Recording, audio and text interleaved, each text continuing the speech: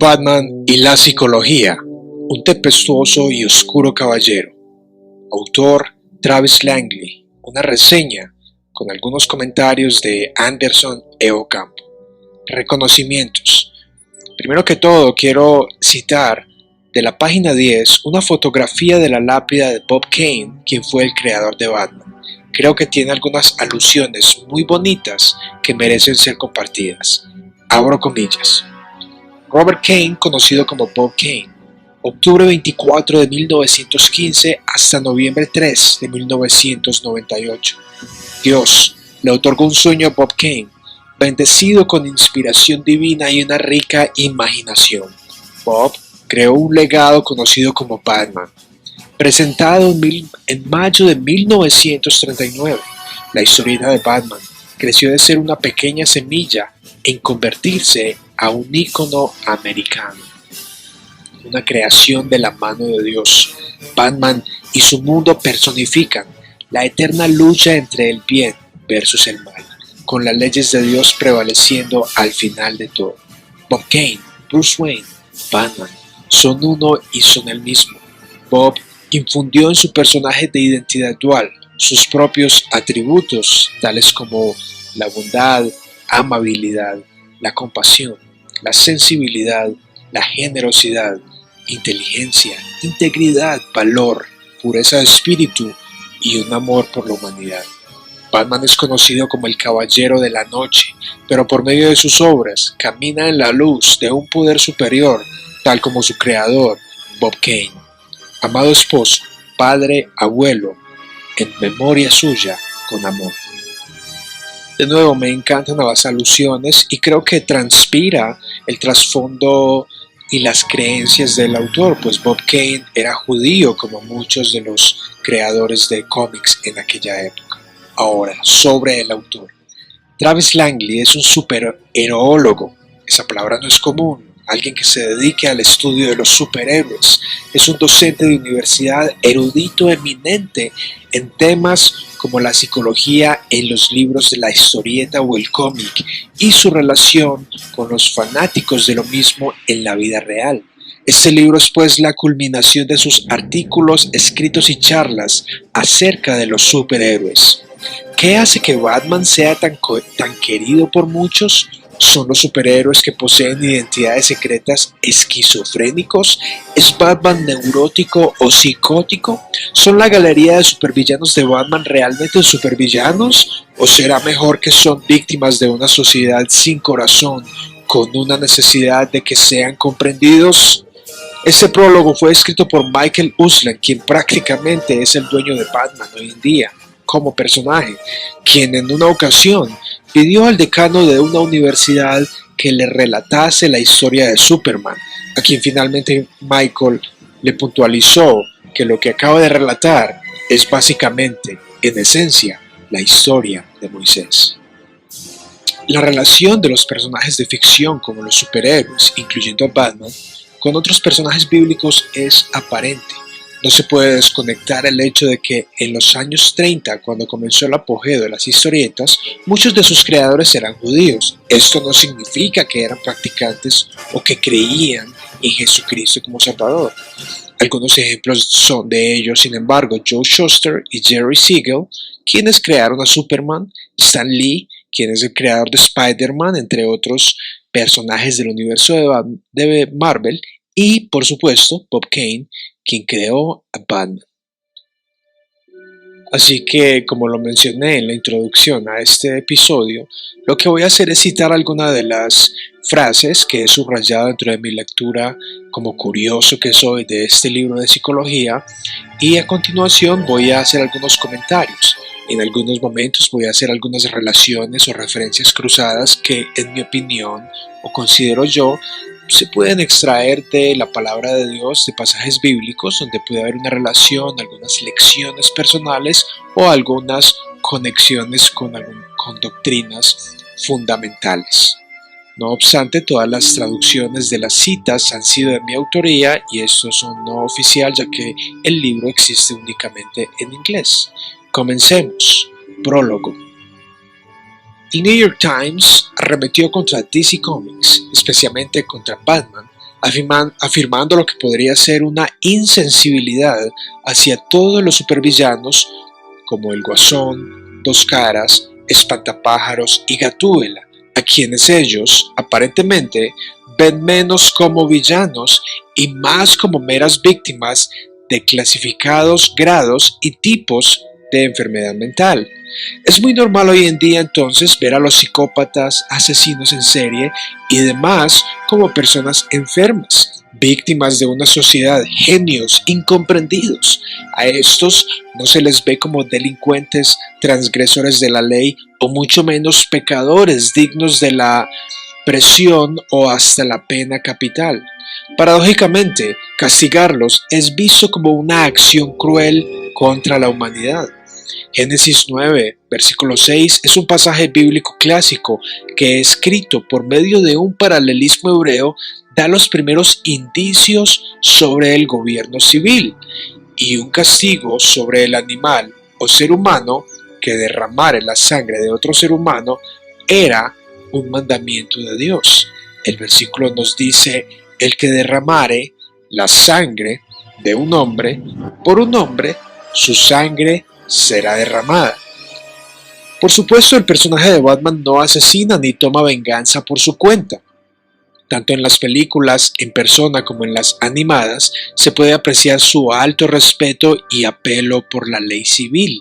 Aunque en la película de Batman vs Superman de Zack Snyder sí se ve como en su batinave dispara sin compasión a los que tienen a Martha Kent como rehén. Y aunque no he visto que el universo de Batman incluya la pena capital, sí existe el asilo de Arkham, diseñado para sanar a estas personas atribuladas y poder así reintegrarlas a la sociedad. No obstante, la película de los años 80, El Caballero de la Noche, regresa, mejor dicho, su historieta cómic que eventualmente tuvo una producción cinematográfica animada, nos muestra cómo Harvey Dent, Dos Caras, que la naturaleza humana es inclinada hacia su lado oscuro, independiente de lo que se pueda hacer externamente. El tratamiento psicológico y la cirugía plástica realizada a ese personaje puntualiza la necesidad milagrosa para que exista un cambio en el ser humano. Y esto solo sucede por la obra transformadora de Cristo desde adentro hacia afuera. Ahora no estoy diciendo que debamos deshacernos como sociedad de las instituciones que buscan ayudar clínicamente a personas que han cometido actos atroces. Ciertamente son de gran beneficio. Lo que digo es que la justicia clama por ser servida.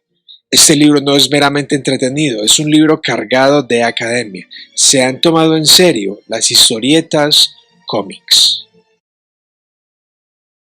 Cita número 1. Elizabeth Kubler-Ross deriva 5 etapas del sufrimiento. Estas son la negación, la ira, la negociación, la depresión y la aceptación. En esa sección el autor explora cómo los niños asumen el trauma y el sufrimiento por medio del ejemplo de Bruce Wayne niño cuando presencia el asesinato de sus padres, experimenta el trauma y de forma muy interesante explora estas 5 etapas del sufrimiento. Cita 2. Muchas culturas enseñan a sus miembros desde la infancia a creer que el mundo opera bajo un orden natural y de justicia. El fenómeno de un mundo de justicia, afirma Melvin Lerner, nos consuela, pues la mayoría de nosotros, incluso los peores, nos consideramos básicamente buenos y dignos de un buen trato. Sin embargo, nuestra necesidad de creer que el mundo es justo nos puede llevar a tomar decisiones injustas. De nuevo, el libro trata temas de dignidad humana dentro del mundo de Batman. En esta sección el autor viene hablando acerca de la búsqueda del significado, un porqué, y él subraya: cuando la tragedia desafía tu cosmovisión, comienzas a cuestionar tus metas y creencias. Para hacer sentido de la justicia, es posible que abracemos una de estas 3 conclusiones globales, afirma él, cuando experimentamos la tragedia. Número 1. La gente recibirá la justicia que merece. Número 2. No existe la justicia. Y número 3.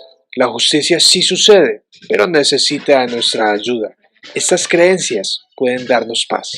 Por supuesto, el autor explora la tragedia experimentada por Bruce Wayne, que cuando niño sus padres fueron asesinados frente a sus propios ojos. Es muy interesante las etapas del sufrimiento que él explica, como también algunos elementos de la psique humana que emplea para procesar el sufrimiento, los momentos trágicos y traumáticos de la vida. En una de estas secciones es donde el autor hace alusión a la fe de Bruce Wayne.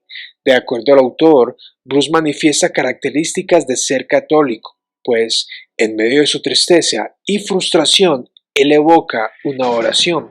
Aunque la oración para mí es vengativa, podría juzgar bíblicamente la naturaleza de su oración y no obstante, no se puede afirmar que es ateo. De hecho, el mismo sentido de moralidad y de justicia que lo impulsa a combatir villanos y a que cumplan la ley resulta ser uno de los argumentos más favorables para la existencia de Dios. Cita número 3. Porque la tragedia despedaza a unas personas mientras que fortalece a otras, porque algunos caen y se quedan caídos mientras que otros se levantan de nuevas alturas.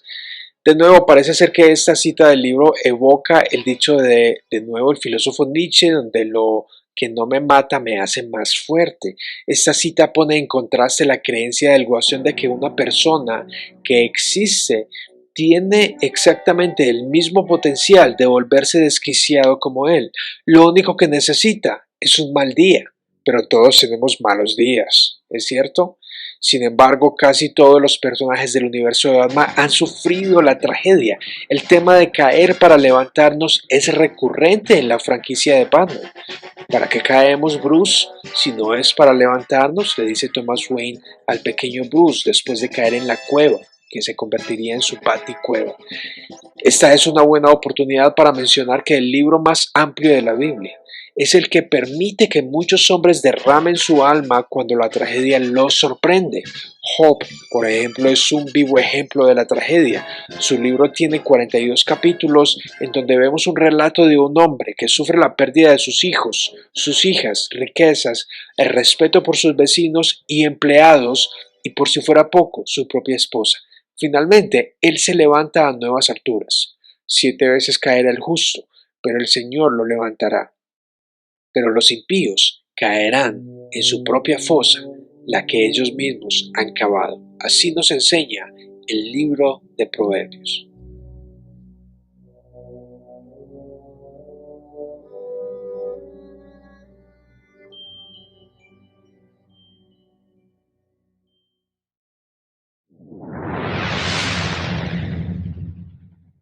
La muerte de Robin. El autor Dennis O'Neil relata la realidad sobre la muerte de Robin. La gente lo eligió así. Esto demuestra quizás la morbosidad o inclinación a lo sádico de la naturaleza humana si ésta tuviera las posibilidades y el potencial de accionar tantas cosas, algo que está muy bien representado en la serie Black Mirror. Número 1. Igual que los héroes míticos de la antigüedad, él, Batman, refleja los valores de su tiempo. 2. Lo interpretaban de acuerdo a los dictados de su propia experiencia, el mundo por fuera de sus ventanas. Los escritores podían arrojar sobre el personaje aquello que sucedía en su consciente y quizás aún más en su subconsciente. Por supuesto, tal cual enseña el filósofo y apologista cristiano difunto Francis Schaeffer, en mi opinión, al explorar la historia de la civilización occidental desde la óptica del arte y cómo cada estilo y expresión obedece al resultado de la época y a la cosmovisión del artista. Schaeffer afirma: los artistas plasman aquello que los filósofos piensan. De acuerdo al autor de la introducción, en la página 4, este libro puede servirle a usted como una inducción clara a la psicología y especialmente a la psicología clínica. Qué buena forma de tener un vislumbre de lo que es la psicología por medio de personajes de ficción. Capítulo 1. Bajo la capucha. ¿Quién es Batman? 1. Batman es esa parte que hay en todos nosotros, que desea espantar a todos los bullies de nuestra vida. En esta sección el autor contrasta entre Superman y Batman. Figuras como la de Sansón y Hércules fue lo que inspiró a los creadores de Superman. No obstante, mientras que Superman recibe su fuerza de la luz del sol, Batman encuentra la suya en una oscura ciudad. Es como si Batman fuera la otra cara de la moneda, y el hecho de que sea el enmascarado nocturno, eso no es sinónimo de que ama la oscuridad. Al fin de cuentas, vivimos en un mundo de tinieblas. Al inicio de la creación todo era tinieblas, de acuerdo a Génesis 1, y aún así, la luz es lo primero en iluminar el mundo en medio de las tinieblas. Cristo mismo afirmó ser Él la luz del mundo en medio de las tinieblas. Opino esto ya que me parece muy simplista cuando escucho a personas afirmar que Batman y otros personajes de ficción son satánicos. Más bien pienso que cada personaje expresa valores cristianos, se acerca a ellos o se aleja de ellos. Eso nos permite discernir entre los héroes y los antihéroes, sus motivaciones temporales y trascendentales, que tanto reflejan a lo que es Cristo o el ideal perfecto, y que tanto lo distorsionan. Aunque Batman es un personaje de ficción, existen paralelos con una experiencia trágica y traumática de la vida real. Por ejemplo, acerca del presidente número 26 de los Estados Unidos, Theodore Roosevelt, el sitio web whitehouse.gov nos dice: en 1884, su primera esposa, Alice Lee Roosevelt, y su madre fallecieron el mismo día. Roosevelt pasó gran parte de los siguientes 2 años en un rancho en el territorio de Badlands de Dakota. Allí dominó su dolor mientras vivía en la silla de montar, arreando ganado, cazando animales grandes e incluso capturó a un forajido. Definitivamente, cuando vemos, leemos o escuchamos obras de ficción, novelas, entre otros, todo tiene su dosis de realidad. Algo de inspiración deben tener en cosas o experiencias sucedidas en la vida real. Me llama la atención que el personaje es un vivo ejemplo de cuánto dolor puede soportar un ser humano, el trauma. Dichos modos son expandidos en la obra de El hombre en busca de su significado de Viktor Frankl, quien como psiquiatra vivió durante años en campos de concentración nazi. Consciente de lo que sucedía en su entorno, sobrevivió para contarlo. El sufrimiento, la tragedia y el trauma parecen ser de los elementos garantizados desde el momento de nacer. Estas nos moldean. Gracias a Dios que el profeta Isaías afirma que el Mesías sería experimentado en quebranto. Capítulo 2. ¿Cuál Batman? En este episodio, o mejor, en este capítulo del libro, el autor Langley nos toma de la mano para navegar los diversos cambios y matices que ha tomado el personaje de Batman desde los años 40 hasta los 2000 en la trilogía de Christopher Nolan. Cada cambio, adaptación del traje, de sus gadgets y el diseño de Gótica obedece a su época. Número 1. Dice la doctora Chase, interpretada por Nicole Kidman en la película Batman Eternamente. Abro comillas. Él está describiendo una memoria reprimida, imágenes de un dolor olvidado que trata de seguir. Y para los que han visto este film, en este film, Bruce Wayne es demasiado enfocado en el trauma del asesinato de sus padres. Afirma el autor citando a Freud que la represión es considerada como el mecanismo de defensa más importante. Esta cinta gira en torno a las memorias reprimidas de Bruce Wayne, como lo acabo de mencionar, cuya pena emocional clama por sanidad espiritual. Cita número 2. Edward Nygma, quien es el villano central de esta película, interpretado por Jim Carrey, el Acertijo, parece tener un trastorno de personalidad límite, una identidad inestable e incompleta caracterizada por el caos en los pensamientos, estado de ánimo, acciones y autoconcepto, una de las condiciones psiquiátricas más frustrantes de vivir y de tratar.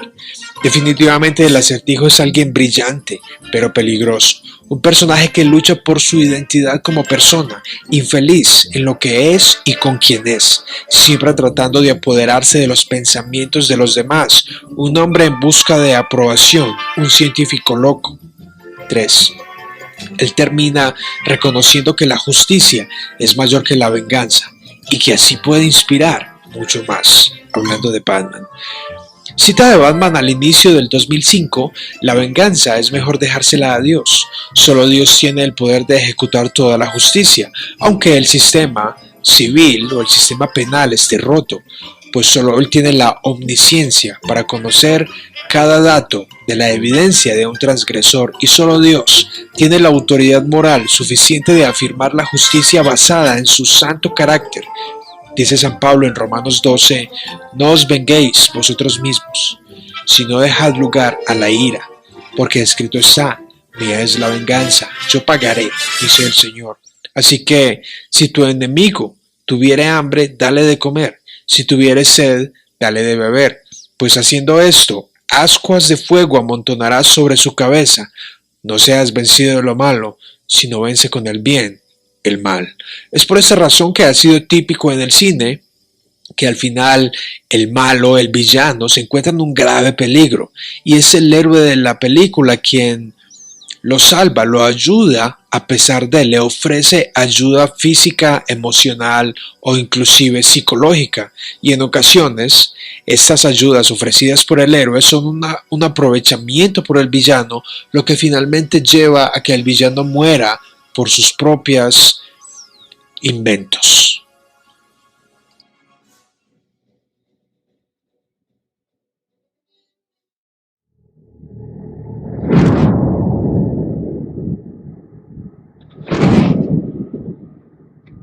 El Guasón. La película inicia con el robo de un banco mostrando al Guasón llevando una máscara de payaso. Bajo la superficie, nada más que más Guasón. La expresión misma, sinceridad, proviene de la utilización en los teatros, señalando a actuar sincera, sinceridad. En otras palabras, el Guasón es alguien lleno de mentiras, engañador, que aunque lleve una máscara puesta, en su interior siempre habrá más de su naturaleza. Esto me recuerda el pasaje que dice que Satanás se transfigura en ángel de luz. Por bizarro que parezca, el Guasón aparenta ser peligrosamente sano, comprende sus acciones, utiliza el orden y así mostrar caos cuando desarrolla planes bien orquestados con los que se propone impulsar la anarquía. Y aunque el pueblo de Gótica demuestra ser mejor de lo que él espera, él correctamente se anticipa a muchas de las acciones que ellos tomarán.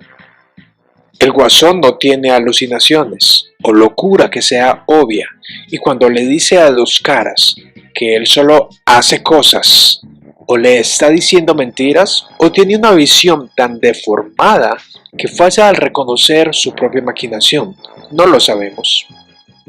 El Guasón entonces es un agente de caos, es una persona nadaísta o nihilista, cuya cosmovisión es la nada, no hay propósito alguno.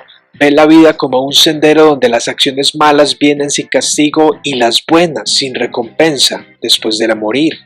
Un mundo donde el único Dios, con D minúscula, es el mismo. Un hombre que perdió totalmente su fe, no solo en Dios, sino en la humanidad. Una característica suya es que él piensa que todos los demás son idénticos a él. Y que un hombre tan solo necesita de un mal día para volverse un desquiciado. Eso queda más expresamente mostrado en la historia que titula El chiste asesino.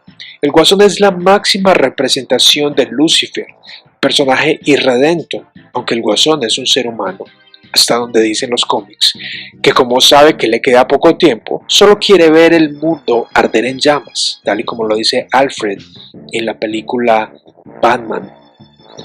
El autor sugiere que este personaje encaja con la llamada disidencia tardía, una condición que surge como consecuencia del consumo de altas dosis de antipsicóticos, neurolépticos y que causa movimientos repetitivos y voluntarios en la lengua. Para mí, el Guasón refleja con mucha precisión las características de la filosofía nadaísta de Friedrich Nietzsche, quien a su vez es uno de los filósofos más influyentes para el siglo XX, y creo que filosofía o el pensamiento nadaísta es uno de los que más ha absorbido o más está en las mentes de las personas jóvenes y de la humanidad el día de hoy, en medio de un mundo secularista donde el hombre, el ser humano, es el dueño de su destino y finalmente la nada, sin propósito, solo propósitos en la vida, sin un máximo fin en la vida, conlleva a una vida vacía donde el abismo nos mira mientras miramos al abismo. El señor Frío. Ninguna actriz jamás ha interpretado la voz de Nora Fries. Ella flota en un sueño dentro de un recipiente congelado. El amor de Víctor por ella es real, pero al llevar a cabo sus asesinatos y atracos, él no considera cómo se sentiría ella acerca de todo lo que él ha hecho. Este personaje entra dentro de la característica de sociopatía.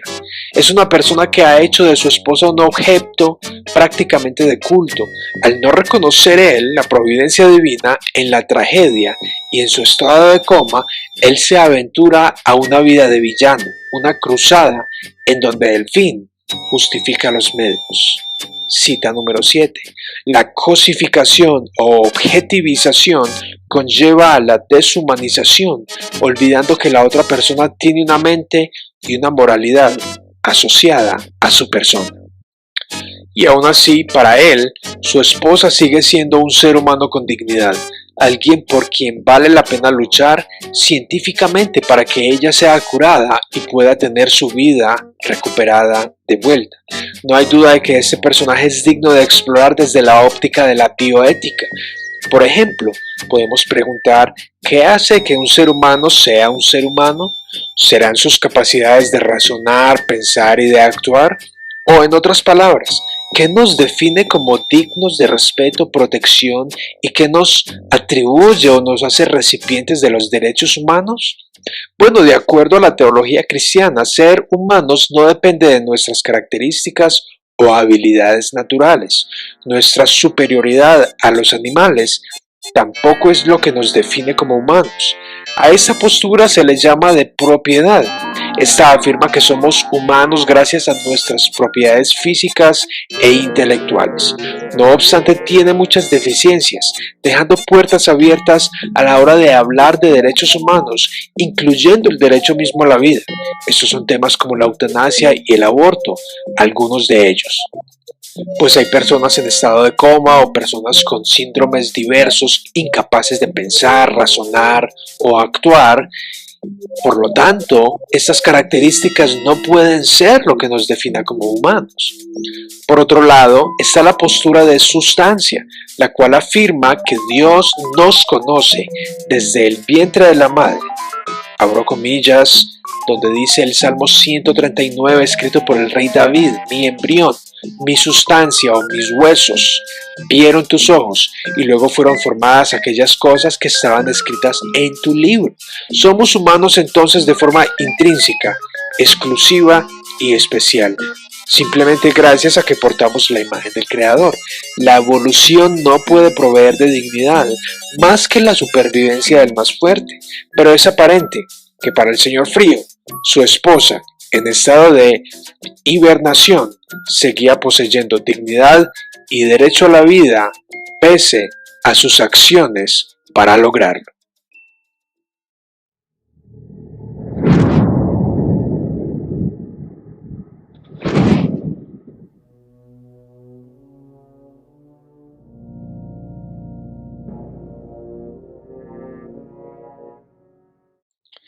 El pingüino y el complejo de Napoleón entre la inferioridad y la superioridad.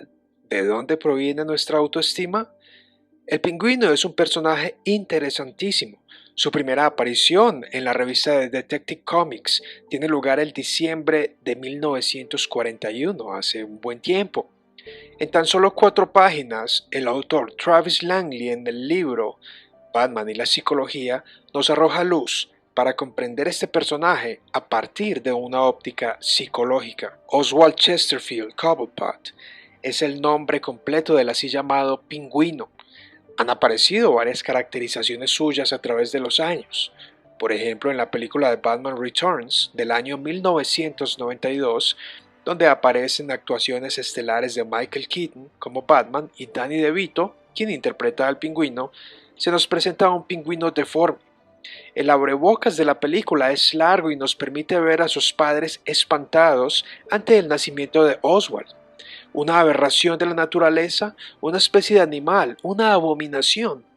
Por supuesto, aunque el universo de Batman contenga elementos de justicia y alusiones a la ley divina, en ocasiones es como si este mundo fuese un mundo donde Dios no existe, ni como creador, salvador ni juez. Y creo que en la mayoría del cine de hoy en día, pues esto responde a nuestra época secular. Pero el punto clave aquí es que Tim Burton, el director de ese filme, lleva a la audiencia a percibir a Oswald como un animal, no como un ser humano, sin importar sus carencias o imperfecciones físicas. Entonces, este personaje nos enseña algunas cosas acerca de cómo se forma nuestra autoestima y de paso, el Dr. Langley nos da algunas claves de la alta influencia de los padres sobre sus hijos a la hora de ejercer su autoridad y ayudarles a formar un concepto apropiado de sí mismos. Merece la pena afirmar que las citas sobre la crianza aparecen en otras secciones de este libro, no obstante me parece que hay una referencia cruzada. Veamos. Número 1. Víctima de la burla, hablando de El Pingüino, el manoteo por parte de otros niños, apodado Pingüino, debido a su cuerpo jorobado y a su nariz en forma de pico, el solitario Oswald Cobblepot se torna hacia las mascotas de su madre, los pájaros, a quienes llama mis únicos amigos, porque ellos no lo juzgan ni lo rechazan. En esta introducción al capítulo del libro podemos ver los indicios de la formación de Cobblepot. Su visión sobre los seres humanos es moldeada y su visión sobre la amistad también lo es. Es posible que a los otros niños los vea como animales de presa, mientras que a los pajaritos enjaulados como personitas dóciles. Dentro de la teología cristiana existe una enseñanza que se llama depravación total, aunque otros autores y eruditos como el pastor John MacArthur prefieren llamarla incapacidad absoluta, y por otro lado el difunto teólogo y filósofo R.C. Sproul le llama corrupción radical. La idea central de esta enseñanza es principalmente, en esencia, que el ser humano está corrompido desde la raíz o desde el núcleo de su corazón por el pecado y por tanto es incapaz de escoger el bien según Dios por sí mismo. Y que como lee el Salmo 58, verso 3, los malos se salieron del carril desde la matriz. Los hombres y mujeres no son buenos por naturaleza, sino que están inclinados a la malicia. ¿Pero a qué voy con esto? Y sé que esto no es una creencia convencional, ya que generalmente se piensa que los seres humanos son básicamente buenos, y eso es un gran debate dentro de la historia de la teología. Pero bueno, a qué voy con esto es que entre niños la maldad es evidente, el matoneo o el bullying, el dominio sobre otros, las travesuras que rayan con el delito, el maltrato animal, las mentiras, entre otros. Otro psicólogo clínico, el Dr. Jordan B. Peterson, bien afirma que dichos comportamientos se reducen significativamente durante la adultez. Trágicamente, para Oswald no hubo una salida sana para eso. Langley continúa diciendo, cuando su madre muere, Oswald pierde todo aquello a lo que se había aferrado por seguridad, la persona, la prosperidad y las mascotas. Incluso los pájaros pasan a otro dueño. Él decide hacer su propio camino hacia la sociedad. El forajido Oswald se torna hacia el crimen y lo hace con estilo. El sentido de identidad hace parte de todos nosotros como seres humanos. Para Oswald, este dependía de su madre y de sus pájaros. Y cuando estas cosas se derrumban, ¿a dónde se torna? A su lado oscuro, al crimen. ¿Por qué la gente no busca su identidad en Dios por instinto? Porque Adán y Eva, por ejemplo, no corrieron hacia Dios después de haber comido de la fruta. San Pablo en Romanos 3, verso 12 nos dice que todos se hicieron inútiles. Además, la realidad de nuestro mundo es que cuando médicos o hasta padres ven que sus hijos próximos a nacer tienen discapacidades físicas, los verán como una carga.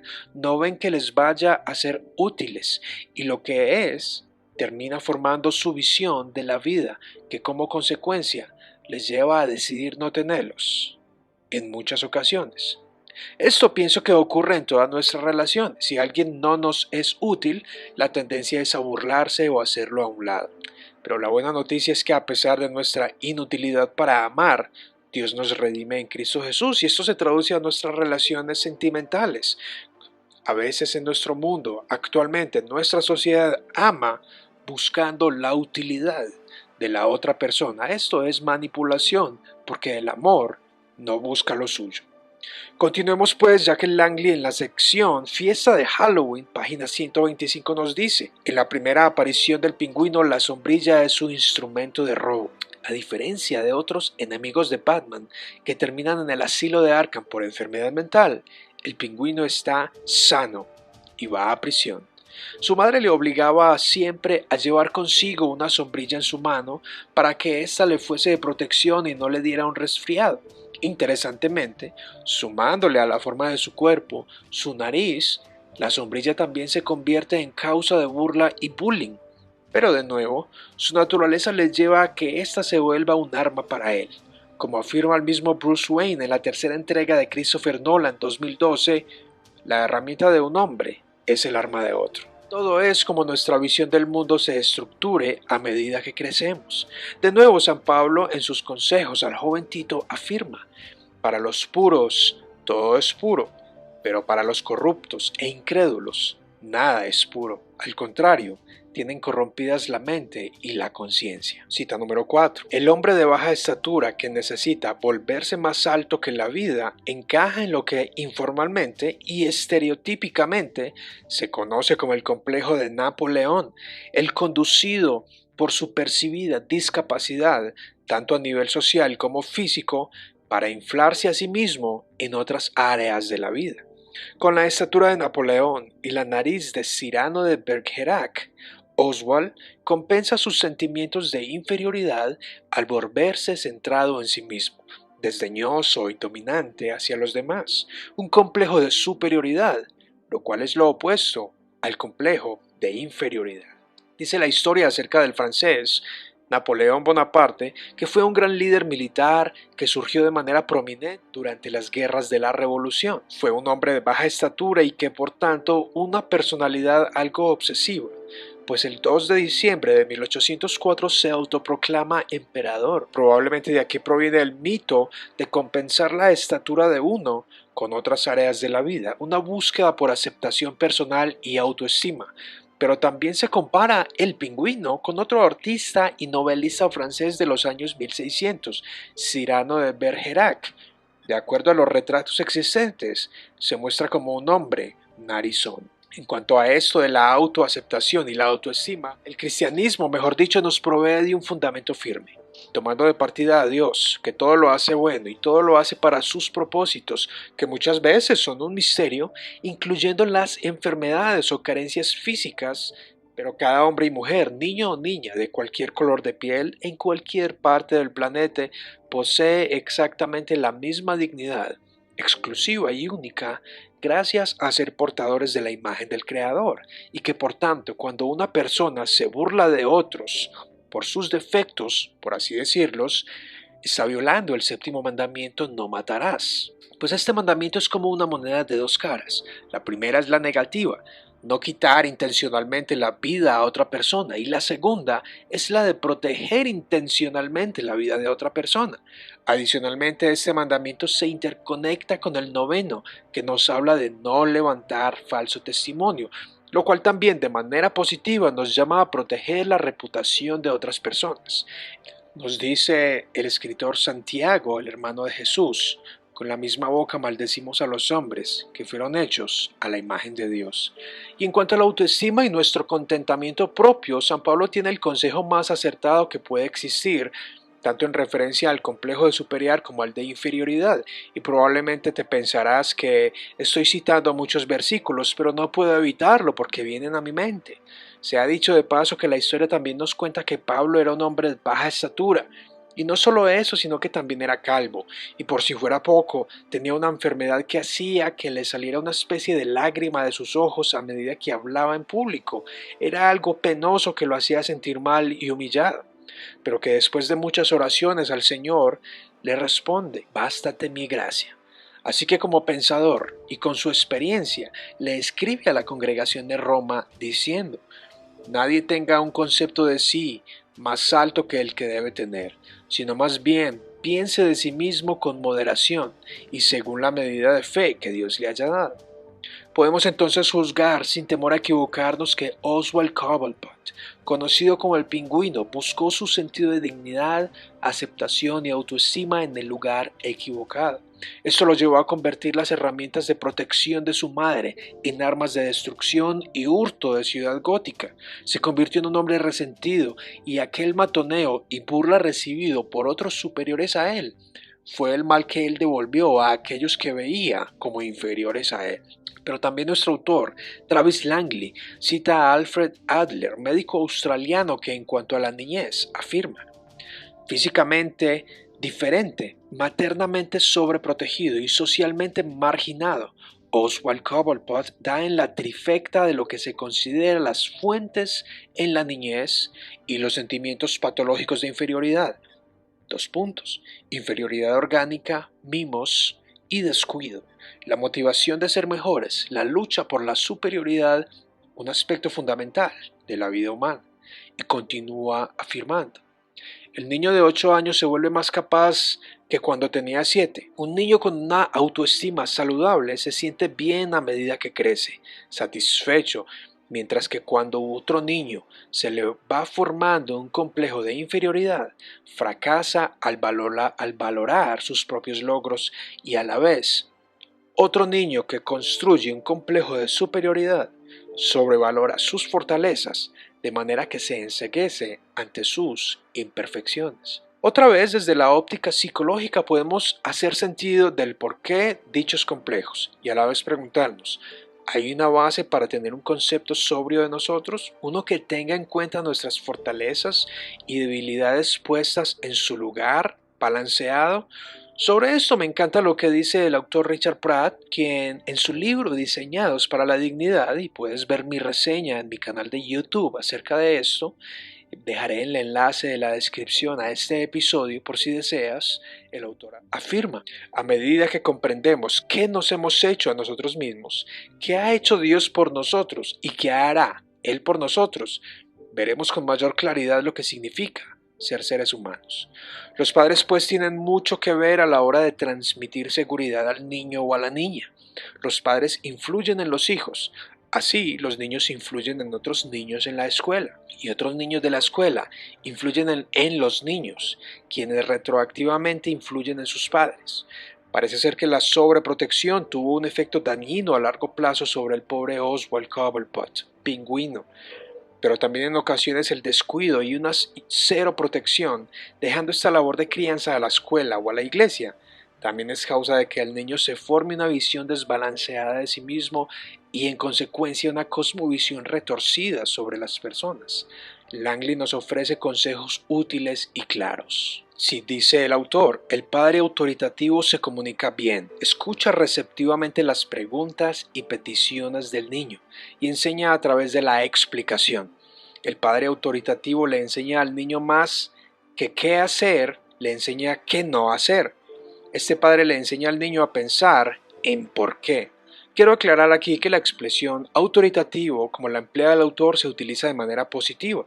La explicación de lo que el autor quiere decir habla por sí misma, y con estas enfatiza en cómo la conducta y métodos de los padres influyen en la formación de los niños para su adultez. Continúa diciendo el autor: los autoritarios castigan las malas conductas con severidad de manera obsesiva. Utiliza la expresión autoritarios con otro matiz, sin discutir adecuadamente los razonamientos lógicos y morales de las conductas correctas e incorrectas, afirmando: porque yo lo digo, y sin considerar adecuadamente las conductas aprobadas. El niño no tiene motivos suficientes para interiorizar las lecciones autoritarias y pueda estar listo entonces para rebelarse.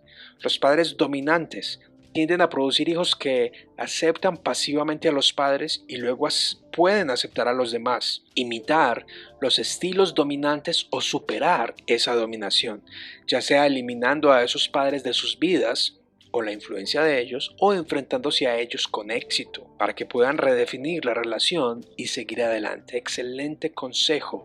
Sigue el autor. Los hijos adultos quieren el reconocimiento de sus padres y el cuidado de sus madres. Es bueno encontrar buenos consejos en un libro de psicología, y más si se trata de Batman, un personaje tan querido por muchos. Son verdades universales que no podemos negar cuando las encontremos. Negarnos a reconocer la verdad en la literatura en general es negarnos a ver la verdad con V mayúscula. Al fin y al cabo, todas las verdades se encuentran en la cima. Formador de Ginebra, Juan Calvino. Estos pasajes del libro traen a mi mente las palabras divinas a la carta de Colosenses y Éfeso que aconsejan, abro comillas, no exasperar a los hijos para que no se hagan de poco ánimo y no los provoquen a ira. Finalmente, sobre Oswald Cobblepot o el pingüino, el autor nos dice que sus inseguridades lo hicieron ir demasiado lejos al punto de herir a muchas personas, incluyendo a una mujer dispuesta a amarlo tal y como él era, y al final termina volviendo a prisión. Dice el pingüino en la revista número 611 del 1990, abro comillas, un crimen perfecto es una obra de arte, una cosa bella y un gozo eterno, el verso. Vemos que infortunadamente Oswald Cobblepot, como otros personajes del mismo universo, son personas que no buscan la redención por medio de un salvador. En ocasiones, en general diría yo, vemos su inclinación hacia su lado más oscuro. Mis conclusiones, como lo he mencionado, es que no soy psicólogo, me apasiona aprender y este libro francamente lo he leído y he subrayado y estoy haciendo esto por interés, porque es digno, me parece que merece la pena apreciar estas cosas y más aún desde el prisma, digo yo, de la teología. Este libro es muy bien elaborado, altamente académico e interesante. Mi mayor lección es que absolutamente todas las cosas que el ser humano ha inventado, incluyendo los cómics y personajes de ficción, poseen un trasfondo trascendente o espiritual, por así decirlo, que nos muestra una visión y una interpretación de un mundo.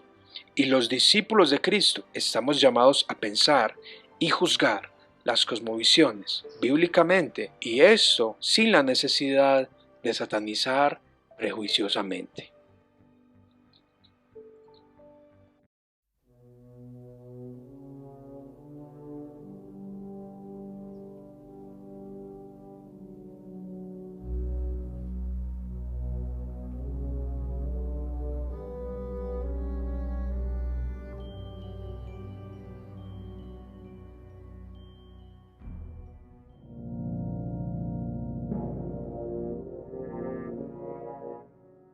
Porque una máscara, en esta sección el autor trata con el tema de ¿podría realmente existir un Batman?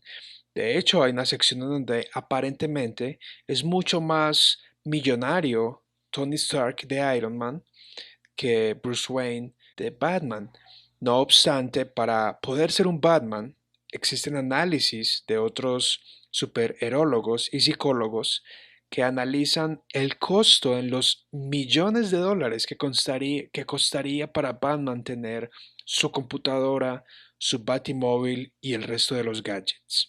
Acerca de esto, pues, Langley nos dice, el estrés fisiológico repetitivo y las frecuentes heridas incurridas por balancearse en techos, golpeando villanos y siendo golpeado, harían de una carrera contra el crimen en disfraz una demasiado breve. En esta cita que deja bien claro que Batman no existe, no hay ser humano que pueda resistir una rutina así. Continúa diciéndonos el autor citando a Piaget. Piaget creía que los adolescentes poseen a su alcance la capacidad de desarrollar hipótesis, abro paréntesis, conjeturas razonadas sobre cómo resolver problemas y deducir sistemáticamente un camino para la solución de cada problema, una habilidad cognitiva que Piaget llamó razonamiento hipotético deductivo. Adicionalmente nos dice, el anonimato hace que las personas actúen de manera diferente o más externa de lo habitual. Puede crear desinhibición, una disminución de las inhibiciones, no solo al reducir las probabilidades que tengan que enfrentar las consecuencias de sus propias acciones, sino porque el anonimato puede producir una experiencia de desindividualización, una conciencia reducida de uno mismo como individuo. Bueno, acerca de esta sección de por qué la máscara, estas citas nos ayudan a entender que en realidad Bruce Wayne es la verdadera máscara. El verdadero ser, la esencia de este personaje es Batman mismo. Batman utiliza una máscara y esa máscara es Bruce Wayne. Se ha dicho de paso que no comprendo por qué en las películas dobladas al español y incluyendo el español latino, le nombran Bruno Díaz. No comprendo de dónde proviene el Bruno Díaz. Y a Dick Grayson, el Robin, le llaman Ricardo Tapias. No entiendo. Pero bueno, el punto es que las máscaras le desinhiben y esta máscara le permite expresar el terror y querer imprimir ese miedo que él siente sobre los murciélagos y que ese mismo miedo sea impreso sobre los malos. Esto se puede ver como le da una dosis de su propia medicina a Jonathan Crane, el espantapájaro, cuando en la película Batman Inicia le expulsa de su mismo gas.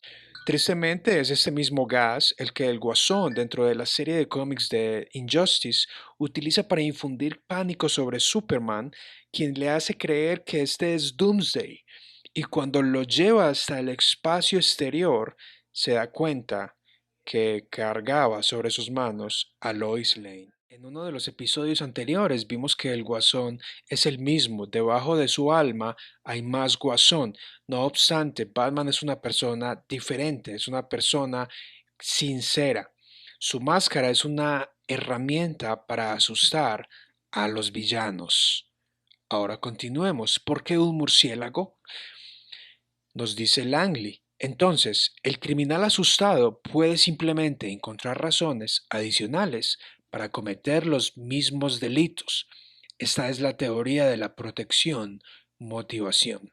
Otra cita de Langley del mismo libro nos dice, la coerción no le enseña a la gente a que interiorice los valores.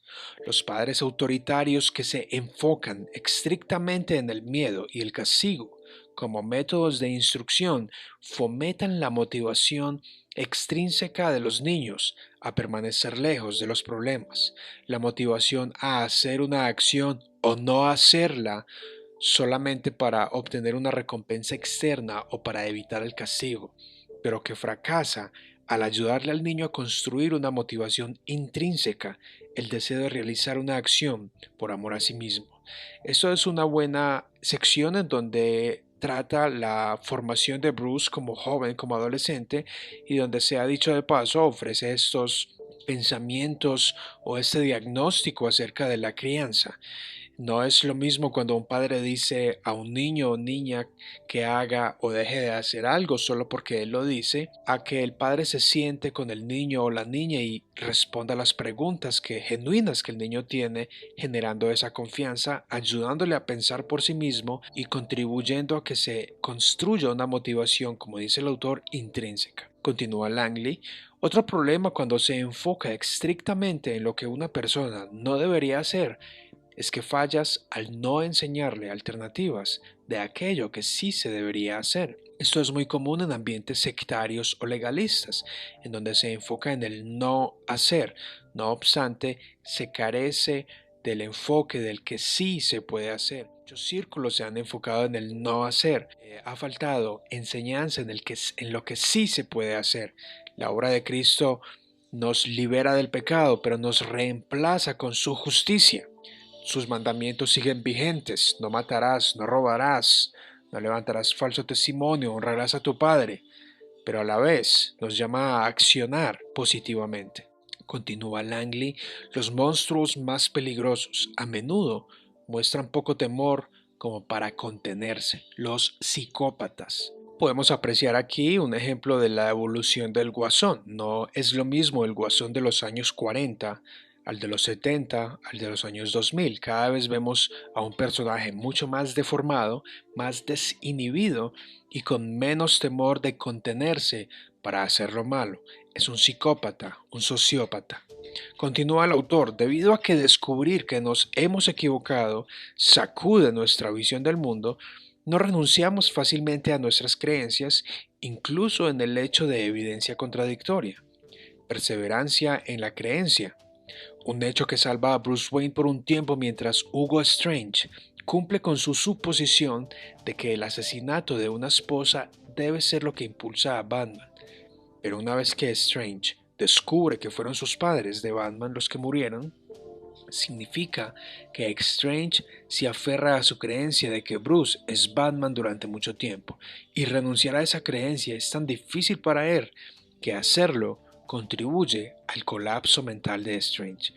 Bueno, aquí con este personaje de Hugo Strange, que en la serie de Gótica se muestra como un hombre desinhibido y psicópata para experimentar con personas dentro del asilo de Arkham, aquí se puede apreciar cómo a veces nos aferramos a nuestras creencias con el fin de protegernos, porque cuando nuestras cosmovisión, las partes esenciales de una cosmovisión son reveladas como erradas o como no tan verdaderas, entonces es como si hubiera un temblor de tierra bajo nuestros pies y eso nos da miedo, pues tendríamos que reestructurar nuestra mente.